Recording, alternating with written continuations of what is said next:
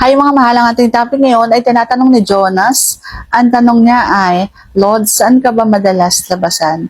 Sa pasas po ba o doon sa butas?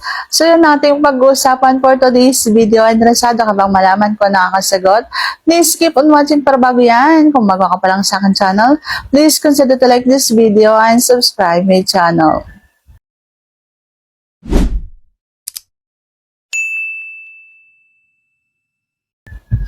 So, saan nga ba ako madalas labasan? So, syempre, ang sagot ay doon sa butas.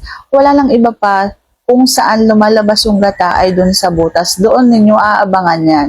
Kasi ang lumalabas doon sa pasa, sa ibabaw ng bulaklak, ay hindi gata. Ang lumalabas doon ay yung parang tubig. Yung parang tubig na parang ihi. Kapag halimbawang sisirit siya. Okay? Ang lalabas doon sa pasas, kung hindi ihi, ay yung parang tubig na sumisirit sa mukha ninyo kapag sobrang kiliting-kiliti siya. Pero ako, madalas ako doon sa butas. Sa butas lamang ako, doon sa gata.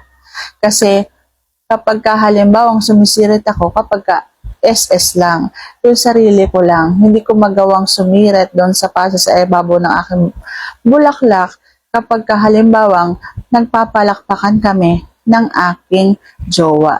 Kasi kapag halimbawa lalabasan ako, doon mas masarap lalabasan sa butas.